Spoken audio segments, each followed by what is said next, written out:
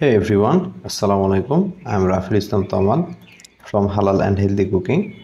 তো আজকে আমি আপনাদেরকে তৈরি করে দেখাবো চিকেন তান্দুরি রেসিপি। তো কীভাবে চিকেন তান্দুরি রেসিপিটা আপনারা বাড়িতে চুলায় তৈরি করে নিতে পারবেন এবং কি প্রসেস ফলো করলে একদম রেস্টুরেন্টের মতো স্বাদ এবং ফ্লেভার পাবেন সেই প্রসেসটা দেখাবো। তো চলুন শুরু করা যাক রেসিপিটা। তা আমি এখানে রাঁধুনি চিকেন তান্দুরি মশলা নিয়েছি, 1 প্যাকেট মশলার অর্ধেকটা নিয়েছি আমি এখানে। এটা 1.5 কেজি মাংসের জন্য প্রযোজ্য। আমি এখানে 700 থেকে 800 গ্রাম মাংস ম্যারিনেশন করব, সেজন্য নিয়েছি অর্ধেকটা। দিয়েছি হাফ কাপ টক দই, আরও দিয়ে দিচ্ছি 2 চা চামচ লবণ। এরপর অ্যাড করে দিচ্ছি সয়া সস 1 টেবিল চামচ, দিয়ে দিচ্ছি 3 টেবিল চামচ রেগুলার রান্নার সয়াবিন তেল। এরপর দিয়ে দিচ্ছি 2 চা চামচ লেবুর রস। এক্সট্রা করে আপনাদের এখানে আদা রসুন কিছু ইউজ করতে হবে না। দিয়ে দিচ্ছি 1 চা চামচ চিনি। এবার উপকরণগুলোকে আমি খুব সুন্দরভাবে মিশিয়ে নিচ্ছি একত্রে। আপনারা এখানে আরেকটা জিনিস অ্যাড করবেন, অবশ্যই 1 চা চামচ মরিচের গুঁড়ো অ্যাড করবেন। আমি দেখেছি তাহলে ঝালটা পারফেক্ট হয়, যেহেতু আমার বাচ্চারা খাবে এজন্য আমি মরিচের গুঁড়োটা এক্সট্রা করে আর অ্যাড করিনি। তো দেখুন আমি এখানে চিকেনের 2টা লেগ পিস নিয়েছি এবং লেগ পিসগুলোকে আমি অনেক ডিপ কাট করে নিয়েছি। এতে করে হবে কি, খুব ভিতর পর্যন্ত মশলাগুলো পৌঁছবে এবং খুব সুন্দরভাবে এটা চিকেনটা কুক হবে। তো আমরা এখন মশলার সাথে চিকেনটাকে খুব সুন্দরভাবে মাখিয়ে নিয়ে এটাকে 3 ঘন্টার জন্য রেস্টে রেখে দিব নর্মাল রুম টেম্পারেচারে। খুবই সুন্দর করে মাখাতে হবে চিকেনটাকে। তো ফ্রেন্ডস, চলে আসলাম 3 ঘন্টা পর।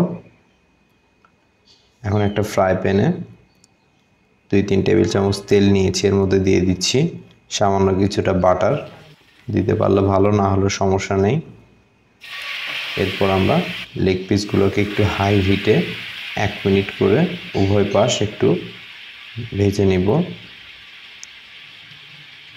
তারপর ঢাকনা দিয়ে ঢেকে এটাকে প্রত্যেকটা পাশ 7-8 মিনিট করে লো হিটে, মিডিয়াম টু লো হিটে এটাকে কুক করে নিব।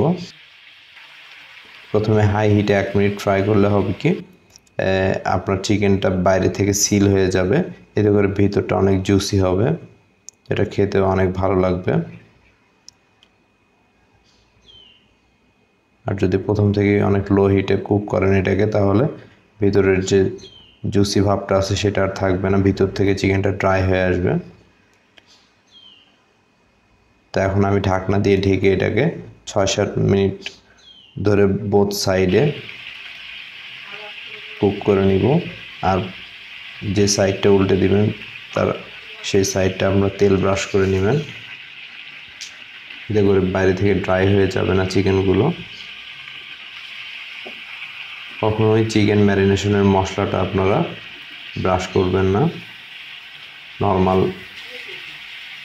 যে তেলটা রয়েছে সেটাই ব্রাশ করবেন। তো দেখুন আমি এভাবে উল্টে পাল্টে চিকেনটাকে খুব সুন্দরভাবে কুক করে নিয়েছি।